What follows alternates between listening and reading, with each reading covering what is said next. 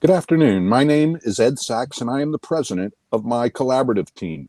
And welcome to our weekly CollaborEAT Live series, a 15-minute video conversation with our members and guests on very interesting collaborative topics.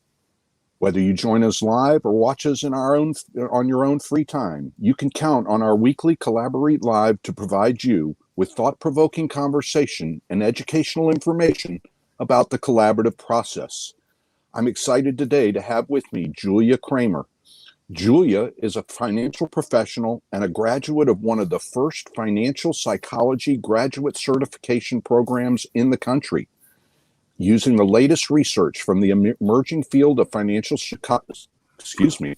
psychology, traditional coaching techniques, her financial expertise, and big dose of humor and understanding, Julia works with her clients to reduce their shame, fear, and guilt around their personal finances so they can find their own unique path to financial peace and health. Julia, welcome. Thank you. Tell me, what is... Those phones always get so now we have no the first glitch. My apologies. So, yeah. Tell me a little bit, what is financial psychology? So financial psychology is actually the intersection of finances, personal finance, and psychology. About 18 years ago, 12 years ago, the Financial Therapy Association was formed, and I found it right around the time that it started. And it's a group of accountants, CFPs, therapists, and academics who all realized that being good with money had very little to do with our education, our intelligence, and our discipline. It's really based on money scripts. So subconscious beliefs formed in childhood, usually partial truths, and some of them don't serve us. And because people will never talk about money, right? Like they'll tell you about any addiction they have, right? Or any other problems, but they will not tell you about their financial fears or credit card debt. And I'm going to be honest, I started studying it because my husband's a CPA, I'm a CPA. We both have math brains. And as we got some disposable income and started accumulating some money, that's when we started fighting about it. And so I started the study to prove he was a jerk and I was right. And it turns out we're both jerks and we're both right. So it's been great fun, and it really fits in well with the collaborative process. Tell us how. So, and if I could just back up and say that you did a financial neutral webinar that was amazing. I signed in, I was tired, I'd come off a family crisis, and I'm so glad I did. So I want to thank you for that. Because most people, right, especially if we're good with money, and many financial professionals are, we just assume that the people who aren't good with money, so for example, don't know how to budget, don't have a budget, have no idea, we tend to assume kind of negative things about them, right? As opposed to understanding, and this blew my mind, only 13% of us are hardwired to save money. That's amazing. So the other 87% of us feel terrible because we're not that 13%. And it's not that you don't have to save money. It's that people who aren't wired for it have to work a little harder to save money. So around the collaborative table, I encourage the professionals that I work with to think about, what if you walked into a room with someone from whom, you're separating. So someone you once loved and now it's not working out. And there's a lawyer and a financial neutral and a divorce coach or a mental health professional. And you have to say, this is my net worth. This is what I spend on clothes. This is my credit card debt, right? And then we expect them at the worst possible time to know all of this and feel safe talking to us. Yeah, that is always the challenge here. So how does financial psychology help us with that?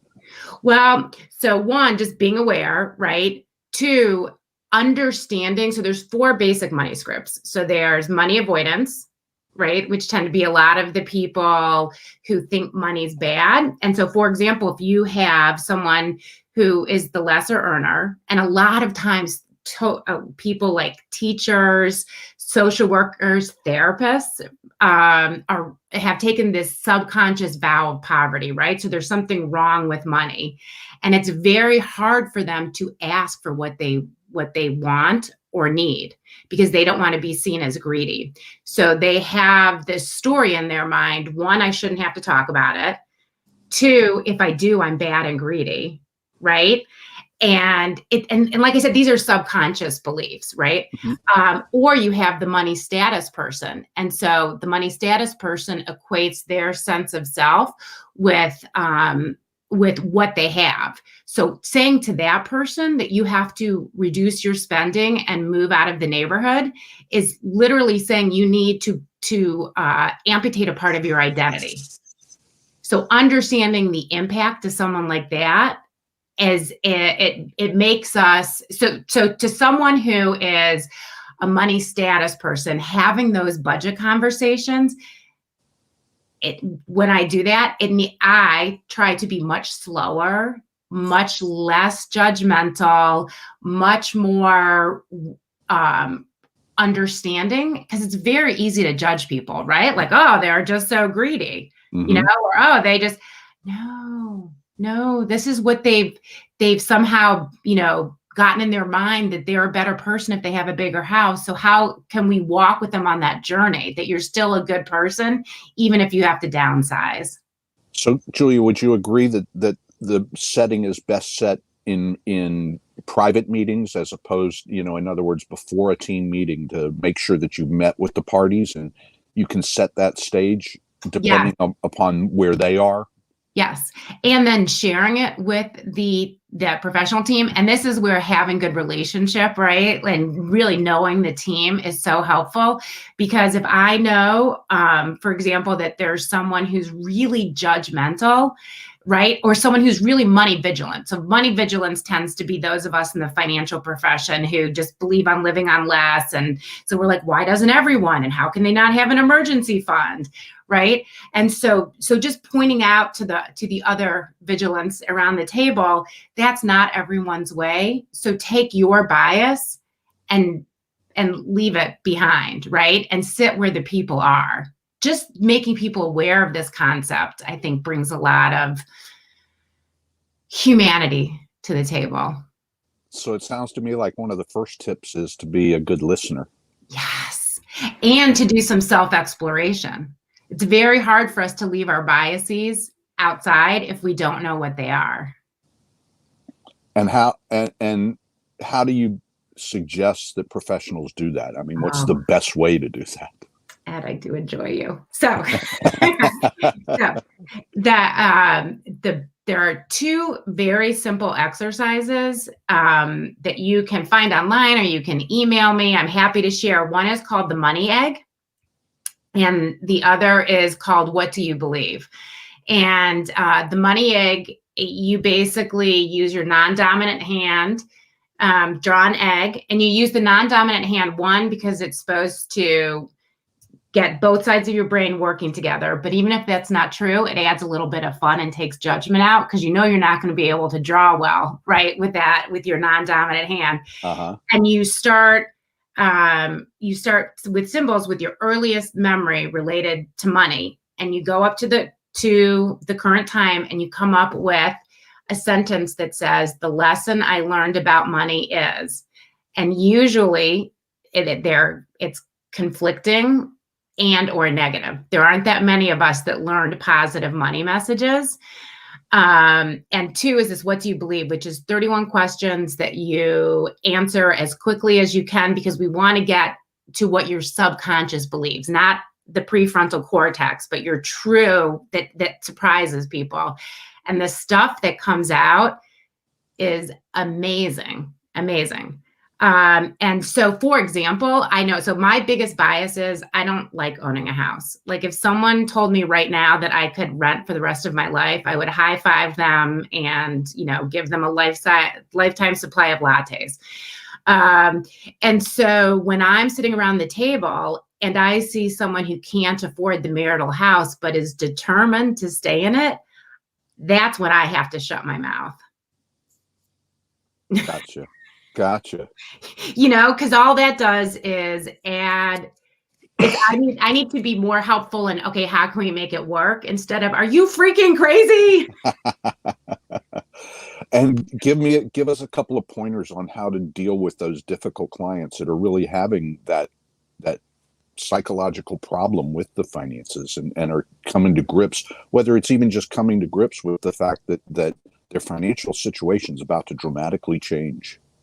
Yes. And a lot of times, I know for me, it's not as though we every year save up we have extra money that would fund an entire other household, just play money, right? So almost every client that's coming around the table is going to, be facing some financial changes. One is, I was separated for a year and then happily, we reconciled, but I would wake up thinking I was going to be a bag lady. So when we know that that's happening, we know that when one of our clients says to us, I'm going to be a bag lady or bag man, and we know they're not going to, trying to reason with them is wrong. Saying, yep, that's scary, let's talk about it, is the way to handle it.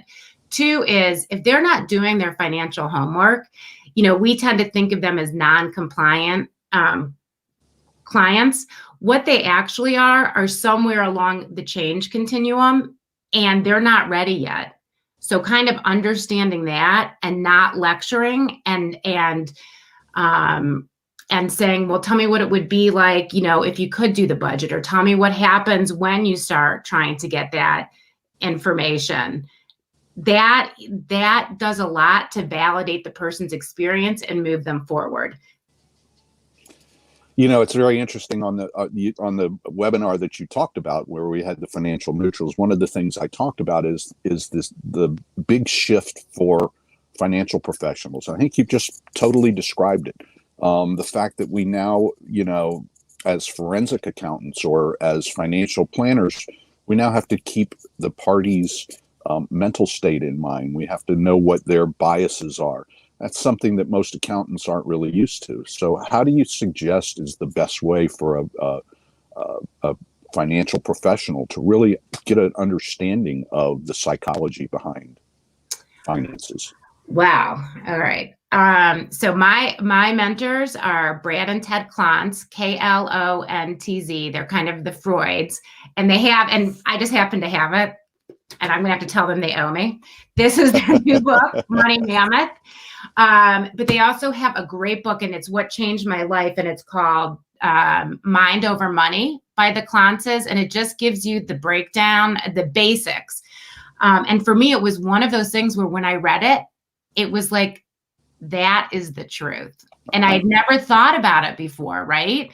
But when you really think about, so for example, if someone grows up without a whole lot of money and suddenly they have money, like athletes, there's a lot of reasons why they get rid of it quickly. And usually it's not because they're stupid, right? Right.